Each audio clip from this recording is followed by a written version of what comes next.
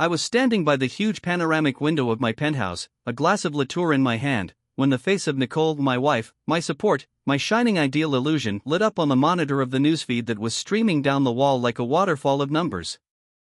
It was a live broadcast from a press conference organized by her and the board of directors, but as soon as I heard the first words, the crystal tower I had spent the past 15 years building began to crumble with a sound like thousands of glass beads falling onto a marble floor.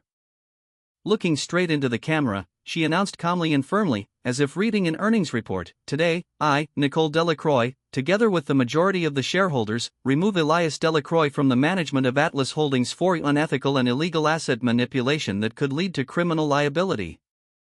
This wasn't a mistress betrayal or a mugging on the street. This was the public, surgically precise destruction of my life, carried out by the hand of the woman who had slept in my bed and shared my breakfast only 8 hours before.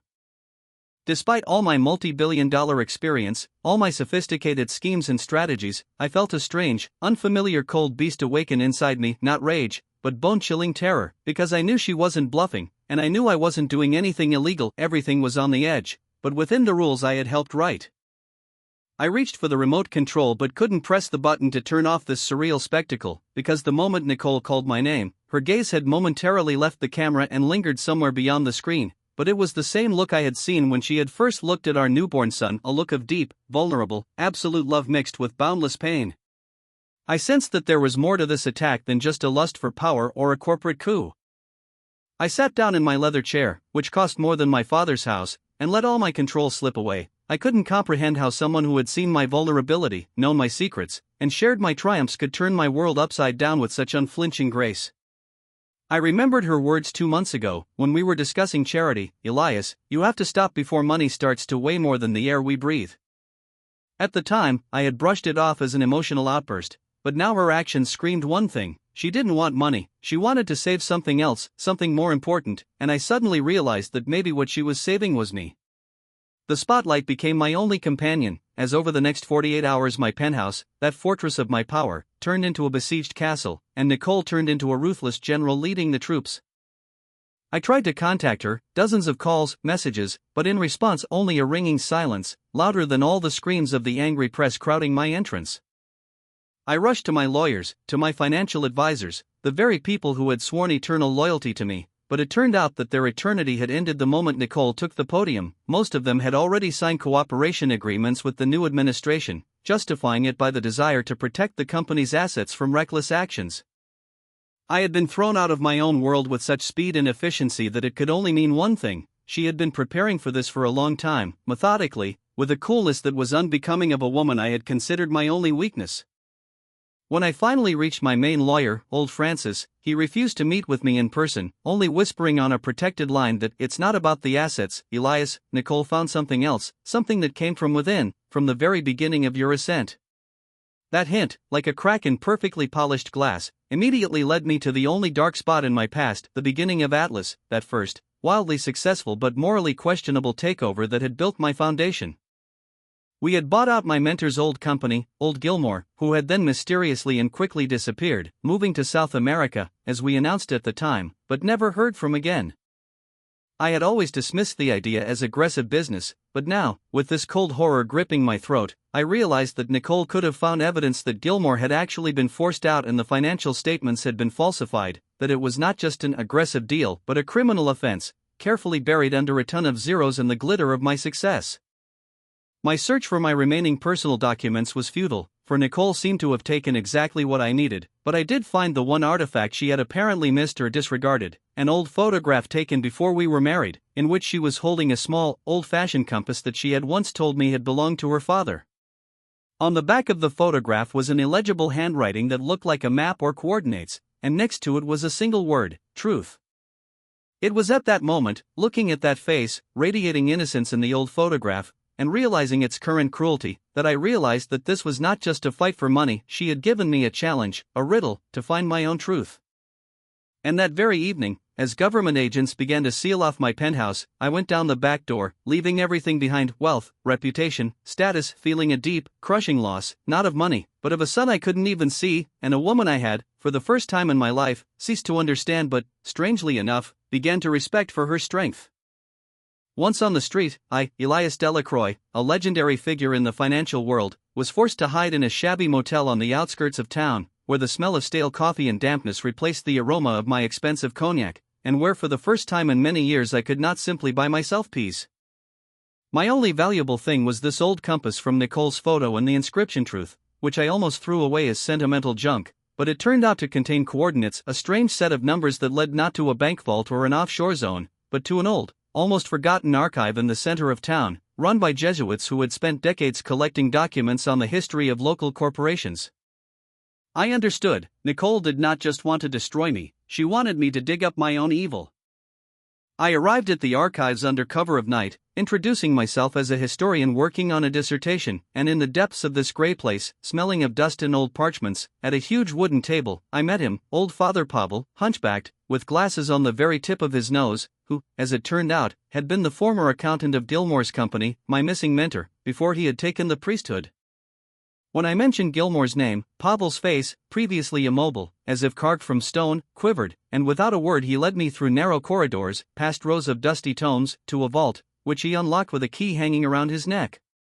"Nicole knew you would come here, Elias," he whispered, his voice like the rustling of dry leaves. "She came to me a few months ago. She said you were a genius, but you only saw what you wanted to see, and that the only way to save you was to make you look at your own hands." He handed me an old leather folder that stood out against his monkish robes. Inside were not just falsified reports proving that I had indeed forced Gilmore to sell the company for next to nothing, under the threat of financial ruin, which was illegal, but something far worse, Gilmore's private diary. In the last few pages, written in a shaky hand, I found his farewell note, addressed not to me but to Nicole, whom he knew because she had once worked at his firm as a student and he had been her mentor. He wrote, "I know Elias is not a criminal by nature, but his ambition is an abyss. I leave these documents with you, Nicole, because you are the only one who can stop him. Tell him that money can never buy back that first stolen dawn." In that moment, when I realized that Nicole had not just framed me, but had risked everything to uncover this old, stinking truth, and that her actions were motivated not by hatred but by an attempt to redeem my soul, I felt my entire being split. I was not just the victim of a conspiracy, but a hapless criminal given one last chance. Holding Gilmore's diary in my hands, I felt my centuries-old armor of cynicism and self-justification finally crack, releasing the searing shame I had so carefully hidden beneath billions. I realized that the only way to carry out her plan and redeem the stolen dawn Gilmore had written about was not to try to regain my power, but to finally give it up. Paul, a silent ally and witness, had pointed me to the only way to Nicole, the annual private charity ball that she, as the new president, was to host in 3 days. This was my last chance. Either I showed up with evidence of my guilt, publicly renouncing my imperial title and destroying my reputation for the sake of the truth, or I continued to fight in the shadows, using these documents to blackmail the council and regain control by throwing Nicole under the bus. The remaining days were filled with internal monologues, loud and unbearable, like explosions in the empty halls of my mind. On one side was the voice of my ego, screaming about injustice, that everyone does it and it's just business, that I should avenge my humiliation by using the dirty laundry she had thrown at me. On the other side was the quiet but insistent voice of remorse, fueled by the love I still felt for Nicole and the realization that by destroying her, I was ultimately destroying our chance for a future and the only person who saw in me more than a bank account. I chose a path I would never have chosen before, the path of sacrifice. As I entered the ballroom, where the city's financial elite had gathered, wearing a rented tuxedo instead of my own, with Gilmore's diary tucked away in an inside pocket, the air hung like a thick, invisible jelly.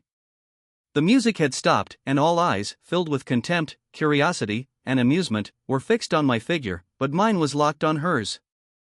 Nicole stood at the podium, graceful and impassive, preparing to deliver her speech, and as our eyes met across the room, I saw in her gaze not victory but a deep, exhausting hope that begged for my choice. This was the final test. I approached her, stopped in front of the microphone, and said quietly but loudly, looking her straight in the eye so she knew I knew what I was doing, "Ladies and gentlemen, I have not come here to argue for control. I have come to confirm the accusations of my wife, Nicole Delacroix. All my wealth, my entire Atlas empire, was built on lies and a crime committed 15 years ago against my mentor, Arthur Gilmore. The documents confirming this will be handed over to the authorities today. I take full responsibility." There was a rumble in the hall like the roar of an ocean wave, but Nicole, squeezing my hand under the podium, smiled for the first time in weeks, and it was the smile not of a triumphant person, but of a woman who had just won her husband back. The words I spoke that night spread like wildfire around the world, destroying not only my empire but all that was left of my old self. The months that followed were filled with interrogations, trials, and, ultimately, a symbolic but inevitable punishment. I lost everything except my name, now forever tarnished, and Nicole, who was strangely left behind. She used her newfound power not to continue my fortune but to restructure Atlas, to turn it into a transparent charitable foundation that returned assets to those who had been harmed by my aggressive, albeit old, machinations. Our conversations now took place not in fancy restaurants but in the cheap kitchen of the rented apartment we had moved into, and they were simple but profound, touching on things we had never discussed in all our years as billionaires, about values, about mistakes, about our shared, if broken, path. One rainy evening, as we sat looking out at the gray buildings instead of city lights, I asked her what had tormented me since she had announced my collapse. Why? You could have just taken the assets and moved on. Why did you risk everything to make me do this publicly? Nicole put down her cup, her gaze soft but penetrating as always. Do you remember what Gilmore said in his diary? About the first stolen dawn? I realized that you would never see the real sun again, Elias, until you gave up what had begun your darkness. I did this not to punish you, but to set you free. I wanted you to understand that there are things that cannot be bought or repaired, but can be redeemed. Your public confession was the only check you could write to pay for your past, and all I did was hand you a pen. I now work as a consultant for a small nonprofit that helps startups grow without large, predatory investments, and for the first time in my life, I feel like my work has real meaning, not just monetary. I am no longer Elias Delacroix, the king of finance. I am simply Elias, a man rebuilding his life brick by brick. Although I will never get my billions back, and our lives will never be as carefree again, I have found something far more valuable, the truth that was hidden beneath the glitter of my money. Is it possible to be rich and honest? My answer is now simple, maybe, but the price of honesty can be greater than any fortune. I gave up an empire to save my soul, and looking at Nicole, I realize that in that loss I have received my greatest gain. Closing thought. The story leaves us wondering, can the past be redeemed? Elias paid the ultimate price, the loss of identity and power, but he gained redemption in true love. His ending is not a complete victory, but a hard-won inner balance.